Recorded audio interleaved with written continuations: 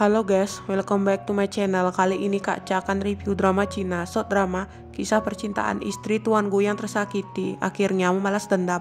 Mari kita tonton alur ceritanya, happy watching. Bai Xining, istri Gu Minse, cewek kaya, selalu disakiti hatinya oleh suami kayanya. Gu Minse yang salah paham dengan istrinya Bai Xining. Ia mengira Bai Xining telah membuat wanita simpanannya kecelakaan dan sakit lumpuh. Apa kamu masih layak menjadi istriku? Aku bilang tidak, kenapa kamu tidak percaya? Gu Minse menindas istrinya, menuduh dia penyebab Ruo lumpuh. Ia meminta Bai Xining membuktikan kalau bukan dia yang membuat Ruo sakit lumpuh. Kalau begitu, buktikan padaku, apa kamu bisa membuktikannya? Baik, aku akan membuktikannya padamu. Bai Xining. Gu Minse, jika aku mati, apa kamu akan sedih? Sedih, apa kamu masih layak? Bai Xining berjalan keluar dari rumah. Ia berjalan di tengah jalanan, ada mobil putih yang hampir menabraknya. Gu Minse panik menarik Bai Xining dari jalan. Untungnya Bai Xining tidak terluka. Bai Xining, apa kamu tidak menginginkan hidupmu? Apa itu Bai Xining? Kenapa itu dia ya? Bai Xining tiba-tiba mengalami pendarahan rahim dan pingsan. Gu Minse panik lalu menolong Bai Xining. Shen Li, pria di mobil putih itu, menghampiri mereka. Gu Minse dengan wajah sinis mengabaikan Shen Li. Ia berjalan menggendong Bai Xining pergi ke rumah sakit. Shen Li berniat mengikuti kemana mereka pergi. Ikuti mereka. Dokter, bantu orang dengan cepat. Istri saya ditabrak mobil. Selamatkan dia dengan cepat. Baik. Gu Minse yang panik menunggu Bai Xining di depan ruang operasi. Bai Xining, hutang kamu belum dibayar. Aku tidak akan membiarkan apapun terjadi padamu. Apa? Dia sedang hamil. Kecuali cedera pada kaki. Pasien hamil 6 minggu. Jika tidak, akan ada resiko keguguran. Kita punya anak. Gu Minse kaget mendengar perkataan dokter jika Bai Xining hamil. Kamu ingin mengikatku dengan anak itu?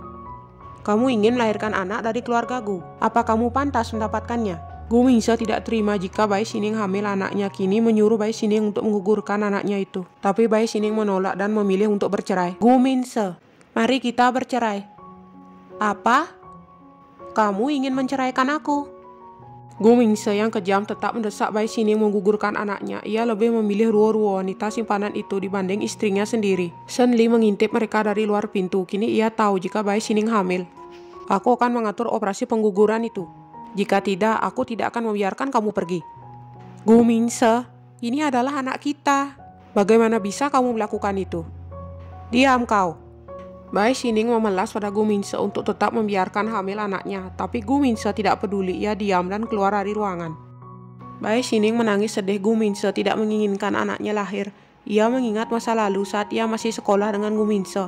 Di sekolah, Bai Xining kemanapun selalu mengamati Gu Minse.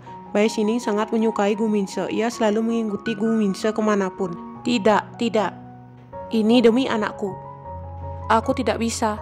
Takut dengan Gu Minse, Bai Xining memilih kabur dari rumah sakit. Bai Xining melihat Shen Li ada di luar dan meminta pertolongan padanya. Tolong, mereka akan membunuh anakku. Jangan sentuh dia. Nyonya, Tuan Gu meminta kamu ikut bersama kami. Asisten dan orang suruhan Gu Minse yang datang, mereka bertengkar dengan Shen Li, merebut paksa Bai Xining untuk mengikuti mereka bertemu dengan Gu Minse. Gu Minse datang dengan mobilnya. Asisten memaksa Bai Xining masuk ke mobil Gu Minse. Gu Minse, apa yang ingin kamu lakukan? Ruo telah kembali ke Tiongkok. Aku harus pergi. Bai Xining, kamu jangan lupa jika kamu bisa mengingatnya. Bai Xining mengingat masa lalu jika Ruo di sekolah merebut Gu Minse untuk menjadi kekasihnya dengan cara curang. Dan kecelakaan itu sebenarnya Ruo lah yang mendorong Bai Xining jatuh ke tepi jalan. Dan Ruo dengan sengaja menabrakkan dirinya ke mobil yang lewat di tengah jalan. Gu Minse menampar Bai Xining. Gu Minse hanya berkata yang menyakitkan dan mengingatkan Bai Xining pada kecelakaan mobil yang dulu dialami Ruo sehingga membuatnya sakit lumpuh. Padahal kecelakaan itu dilakukan sengaja oleh Ruo. Gu Minse mengajak Bai Xining pulang ke rumahnya karena Ruo sudah menunggu. Gu Minse dan Bai Xining sampai di rumah Gu. Gu Minse yang kasar menarik Bai Xining keluar dari mobil. Lepaskan aku. Ayo kamu cepat. Ruo masih menunggumu. Tapi sayangnya aku. Gu Minse dan Bai Xining masuk ke dalam rumah Gu. Ada Ruo, perempuan sakit lumpuh palsu yang sudah menunggu. Berapa tahun kamu ada di luar negeri? Aku juga sangat rindu ibu. Sudah pulang saja. Ruo, ayah akan memberikan kamu villa besar di tepi danau. Jika kamu ingin pergi melihatnya kapanpun itu. Benarkah itu? Iya, benar. Gu Minse dan Bai Xining datang melihat Ruo dan orang tuanya. Gu Minse menyuruh Bai Xining minta maaf pada Ruo atas kesalahannya yang sebenarnya tidak pernah ia buat. Kakak perempuan ada di sini. Apa kakimu belum sembuh? Ya belum, aku seorang wanita cacat sekarang. Bai Xining, apa kamu sengaja melakukan ini untuk menghina adikmu? Gu Minse bersikap kasar pada istrinya di depan Roro, wanita pelakor itu. Gu Minse lebih perhatian pada Roro, ia mengantar Roro pergi. Bai Xining keluar kamar, ada Roro dan pelayan menunggu di dekatnya. Roro berniat jahat ingin mencelakai kakak tirinya itu supaya jatuh dari tangga. Kakak perempuan, bisakah kamu membantuku? Trik apa yang ingin kamu mainkan? Aku tidak ada, aku hanya khawatir. Ini terlalu sulit untuk pelayan melakukannya. Kakak perempuan, katamu, jika aku mendorongmu turun dari sini, apa Gu Minse akan mempercayai kamu? Atau dia akan mempercayai aku? Roro jahat dengan sengaja mendorong Bai Xining jatuh dari atas tangga. Bai Xining jatuh tergelincir ke bawah tangga. Gu Minse datang melihat Bai Xining yang terjatuh. Di depan Gu Minse, Roro berakting seolah-olah ia kaget melihat Bai Xining jatuh dan terluka. Kakak Bai Xining, Suruoruo, kenapa kamu ingin menyakitiku? Kamu sama sekali bukan adikku. Kamu jatuh sendiri. Kakak Gu Minse. Itu sebenarnya bukan salahku. Bai Xining banyak darah keluar dari rahimnya, kemungkinan anaknya keguguran. Gu Minse panik melihat itu, langsung menuruni tangga membantu Bai Xining yang terluka. Tolong selamatkan anakku. Gu Minse sibuk memperhatikan Bai Xining, tapi Roro kembali berakting demi merebut Gu Minse. Ia berpura-pura jatuh sendiri dari kursi rodanya. Ruo, Gu Minse, aku baik-baik saja, selamatkan kakakku dulu. Gu Minse memang bodoh, ia malah naik ke lantai atas menolong Roro, perempuan sakit lumpuh palsu, daripada menolong istrinya yang sedang hamil anaknya. Kasihan Bai Xining rasa sakit yang tak tertahankan. Bai Xining akhirnya pingsan. Bai Xining dirawat di rumah sakit, ada Roro yang menemaninya. Dengan riangnya ia menertawakan nasib buruk kakak tirinya yang mengalami keguguran akibat ulahnya sendiri. Kakak perempuan, bagaimana bisa kamu menjebakku? Dan kamu sudah menyakiti anakmu sendiri. Bai Xining yang sadar kaget mengetahui jika ia mengalami keguguran akibat jatuh dari tangga. Roro berakting pura-pura peduli pada nasib kakak tirinya yang kehilangan anak. Anak ini adalah harapan terakhirku. Kenapa jadi begini? Kamu ingin mengambilnya juga. Itu karena kamu tidak pantas mengandung anaknya. Kakak perempuan, saat ini aku hanya ingin bertarung denganmu. Roro bangun dari kursi rodanya, ia berdiri dan bisa berjalan. Ia menunjukkan pada Bai Xining jika ia hanya pura-pura sakit lumpuh ke semua orang. Tapi kenyataannya ia bisa berjalan.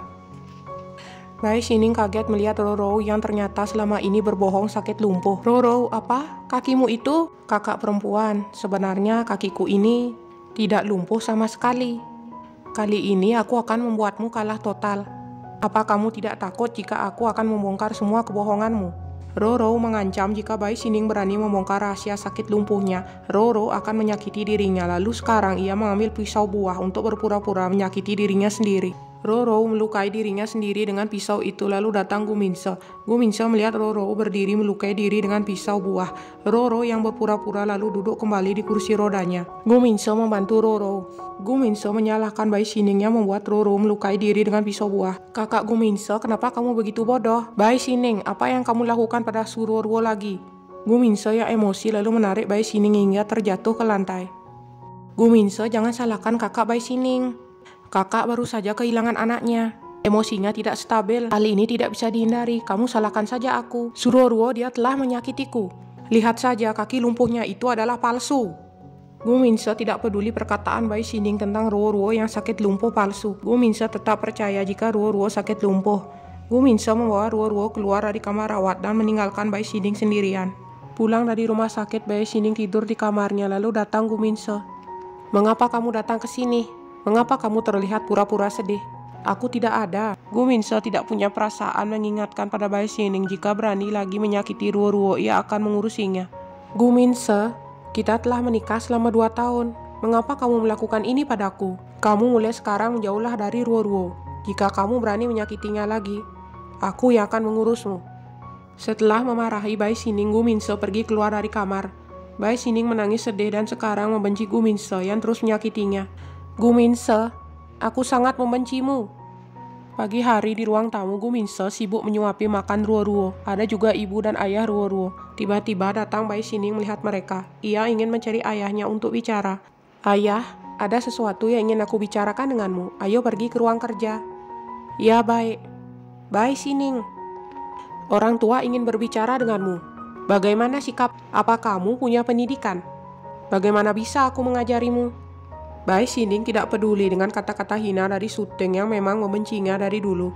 Bai Xining dan ayahnya pergi ke ruang kerja. Ibu Ruo menyusul ke ruang kerja hanya untuk menguping pembicaraan anak tirinya dan suaminya. Hubunganku dengan kakak perempuan, aku sudah mencoba yang terbaik. Ruo, kamu sederhana dan baik hati. Tapi aku tidak bisa melihatnya, ibuku dan kakak perempuan. Gu Minse memeluk mesra Ruo. Ia masih saja percaya dengan perkataan bohong Ruo. Bai Xining bicara dengan ayahnya di ruang kerja. Bai Xining ingin bercerai dari Gu Minse dan juga meminta hak warisan pemberian ibu kandungnya yang sudah meninggal. Ayah, aku sudah memutuskan untuk bercerai dari Gu Minse. Apa? Kamu ingin bercerai? Kamu ingin meminta warisan peninggalan dari ibumu? Kamu ingin mengambil itu? Ya sudah, kamu ambil saja bagianmu. Kamu juga harus ingat, tentang ini jangan biarkan ibu tirimu tahu. Suteng mengintip pembicaraan mereka dari luar. Ia lalu menerobos masuk ke dalam ruangan dan menampar Bai Xining. Wanita jalang, kenapa kamu sudah menikah menanyakan kembali harta keluarga? Suteng, sudah, jangan buat masalah. Apa yang kamu lakukan? Itu adalah harta warisannya ditinggalkan ibu untukku. Mengapa aku tidak bisa menerimanya? Itu adalah harta yang ditinggalkan Rumeng untuk anaknya. Memangnya apa yang Rumeng tinggalkan untuknya? Kalian, ayah dan anak, bersatu. Apa kalian ingin menindasku? Aku tidak akan membiarkanmu. Aku tidak akan membiarkanmu mengambilnya. Suteng mengamuk semua barang di ruang kerja karena tidak terima Bai Xining meminta warisan. Suteng yang mabuk anggur pulang ke rumah. Ia berjalan sempoyongan, dibantu ayah Bai Xining. Suteng stres karena serakah harta warisannya tidak ia dapatkan. Bai Xining melihat ibu tirinya pulang mabuk anggur. Sementara itu Gu Minse sibuk dengan Ruo. Gu Minse menemani Ruo di kamar tidurnya. Gu Minse tertiba mengingat saat romantisnya bermesraan di kamar tidur bersama Bai Xining istrinya. Gu Minse sebenarnya masih sangat mencintai istrinya Bai Xining. Gu Minse memeluk Ruo. Ruo sangat senang dipeluk Gu Minse. Mereka bermesraan di kamar tidur tanpa peduli dengan perasaan Bai Xining. Setelah lama menemani Ruo, Gu Minse keluar dari kamar Ruo. Kasihan Ruo hanya menjadi wanita simpanan yang tidak dicintai. Bai Xining menemui ayahnya di sebuah taman. Bai Xining ingin menanyakan kepastian warisan rumah peninggalan ibunya pada ayahnya. Ayah, aku sangat ingin mendapatkan warisan ibuku. Bagaimana kalau kamu tinggalkan rumah itu saja? Baiklah, karena kamu telah membuat keputusan ini, ayah tidak akan memaksa untuk tinggal. Ini adalah harta warisan peninggalan ibumu. Kamu cukup tanda tangan di namamu saja. Bai Xining membaca surat warisan itu. Anehnya, uang harta warisan setengahnya sudah diberikan ayah Bai Xining kepada Ruo dan ibu tirinya. Ayah, kenapa setengah warisanku hilang? Bai Xining marah kecewa pada ayahnya yang diam-diam ayahnya lebih mengutamakan Ruo dan ibu tiri. Ia sengaja memberikan setengah uang harta warisan peninggalan ibu Bai Xining. Mengapa setengah warisanku berkurang? Apa ayah memberikannya pada Ruo dan ibunya? Maaf, ayah tidak bisa membantu. Ayah?